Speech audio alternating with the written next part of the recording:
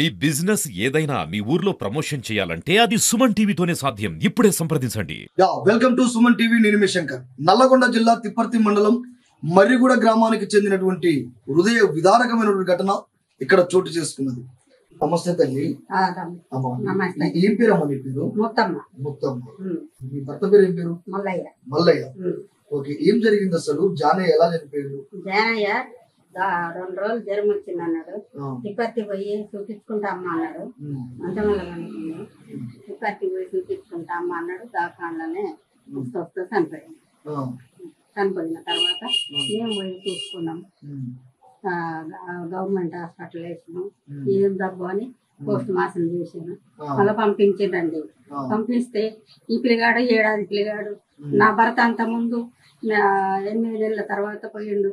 First పోయినాక పిల్లలను 7 ఏడాది పిల్లగాడు 5 నెలల పిల్ల సాదుకుంటా వచ్చిందండి. సాదుకుంటా వస్తే ఏమని వెళ్తలేదు. నా పిల్లలు మంది మొఖాలు చూస్తారు. మంది మొఖాలు చూసి పండగలు వస్తే పబ్బం వస్తే మా నాన్న ఉంటే మాకు చేసు, మా నాన్న లేడా, మా నాయనమ్మ ఎంతవరకు చేస్తుందని మమ్మల్ని పసరించుతున్నామండి. మేము ఈ బాధలు పడుతున్నామండి. వచ్చిన బియ్యంతో వచ్చిన పింఛన్తో పొదుపు చేసుకొని ఇట్లా ఎల్ల తీసుకుంటున్నామండి. మేము అనాది వాళ్ళం అయిపోయినాము. ఎంత మంచిగా బతికినాము, ఇట్లా అయిపోయినామండి. అంటే ఇప్పుడు మీ కోడలు కూడా లేదండి? కోడలు కూడా లేదండి. ఎక్కడ పోయిందో తెలియదండి మాకు. భర్త జావంగానే పోయింది. ఎక్కడ పోయిందో ఊళ్ళలో వదిలిపెట్టి పోయిందండి. పిల్లగాడు 7 ఏడాది పిల్లగాడిని పాలు చెప్తుంటే పాలు డబ్బాలు పెట్టి అవి పెట్టి ఇవి పెట్టి సాదుకుంటూ వచ్చిందండి. చిన్నప్పుడు సంవత్సరం బాబు అప్పుడు వెళ్ళిపోయింది. సంవత్సరం బాబు వెళ్ళిపోతే డబ్బా పాలు పెట్టి చిన్నగా పొదిచ్చుకుంటూ తీసుకుంటే ఇంతవరకు వచ్చిందండి. ఇక నా భరించలేకపోతుందండి. నాకు ఏం బారైతుందండి. ఏం చెయ్యను. ఎవరన్నా ఇంత సాయం చేస్తారేమంటే ఎవరు చేస్తూ లేరండి. మా బాధలు అట్లా ఉన్నాయండి.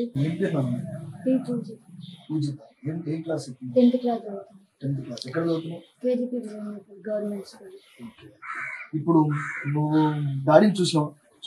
చూసినావు అంటే నువ్వు డాడీ చనిపోయినప్పుడు ఎంతో చిన్నగా 5 ఇయర్స్. Okay okay. అంటే మమ్మీ మిమ్మల్ని వదిలేసి వెళ్ళిపోయింది. అంటే ఇప్పుడు ఎంత కాలం అవుతుంది వదిలేసి వెళ్ళిపోయింది? ఒక 10-15 ఇయర్స్ అవుతుంది. అంటే నువ్వు అప్పుడు 4th క్లాస్ ఉన్నావు అంటే ఫస్ట్ సెకండ్ క్లాస్ చదువుతున్నప్పుడు అంటే 4 సంవత్సరాలు ఉన్నా. ఓకే, 5 ఇయర్స్ ఉన్నప్పుడు వెళ్ళిపోయింది. ఓకే, ఇప్పుడు అప్పటి నుంచి ఇప్పుడు మొత్తం నాన్నమ్మ చూసుకుంటున్నా? నాన్నమ్మే చూసుకున్నా అప్పటి నుంచి ఇప్పటిదాకా. Okay okay. అంటే ఇప్పుడు తాతయ్య లేడు, ఇంట్లో నాన్న లేడు, తర్వాత మీ మమ్మీ లేదు, ఓన్లీ ఇప్పుడు మిమ్మల్ని అందరూ చూసుకునేది నాన్నమ్మ ఒక్కతే. Okay okay. అంటే ఎట్లా అవుతుంది, ఎట్లా ఇబ్బంది అవుతుంది? ఇప్పుడు నాన్నమ్మ వచ్చే పింఛనితోటే మాకు అన్ని సాధించడం వల్ల మా చదువుకి ఇబ్బంది అవుతుంది. ఇప్పుడు ఇట్లా పండుగలు వచ్చినప్పుడు కూడా ఏదైనా డ్రెస్ కావాలని అందరూ కొత్త డ్రెస్ వేసుకొని తిరుగుతుంటే మాకు అమ్మ నాన్న ఉంటే బాగుంది అన్నట్టు మాకు ఫీలింగ్ వస్తుంది. చదువుకోవడానికి చాలా ఇబ్బంది అవుతుంది. నాన్నమ్మ వచ్చే 2000 తోటి ఇంట్లో సామాన్లు కూరగాయలకే సరిపోతుంది. దానివల్ల మాకు చదువుకోవాలనే ఆశ ఉంది కానీ డబ్బులు లేక ఏం లేక చాలా ఇబ్బంది అవుతుంది చదువుకి. అమ్మ నాన్న అని ఎవరిని పిలవాలో కూడా మాకు ఏం అర్థం కావట్లేదు. చిన్నప్పటి నుంచి నాన్నమ్మే చూస్తుంది కాబట్టి ఆమెకి హెల్త్ బాగుండట్లేదు. ఆమెకి ఏమన్నా అయినా మాకు ఇప్పుడు మమ్మల్ని చూసుకోవడానికి ఎవరు లేరు కాబట్టి మాకు ఎవరైనా సహాయం చేయాలని అనుకుంటున్నాము. చదువుకోవడానికి అయితే మాకు ఫుల్ ఇబ్బంది అవుతుంది. నాన్నమ్మకి వచ్చే 2000 తోటి అసలు ఏమి దేనికి సరిపోతలేదు. నాన్నమ్మకి హెల్త్ బాగాలేక ఆమెకి టాబ్లెట్స్ కాస్ట్కే డబ్బులు సరిపోతున్నాయి. ఇంట్లో సామాన్కే సరిపోతున్నాయి. ఇంకా మా చదువుకి ఎడబెడుతుంది. అందుకే చదువుకి ఎవరైనా హెల్ప్ చేయాలని కోరుకుంటున్నాము. చూశారు కదా, నిజంగా కూడా ఈ మర్రిగూడెంలో హృదయ విదారకమైనటువంటి ఘటన. ఈ పెద్దమ్మకు 5 బిడ్డలు, 1 కొడుకు. అందరి పెళ్లిళ్ళు చేసింది.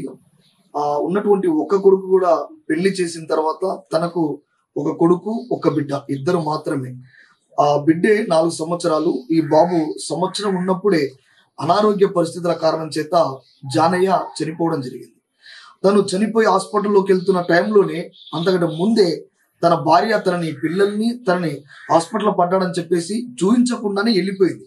అంటే వదిలేసి వెళ్ళిపోయింది. వారి యాదమ్మకు భర్త లేడు, ఇటు తండ్రి కొడుకు లేడు, భర్త లేడు, కోడలు లేదు.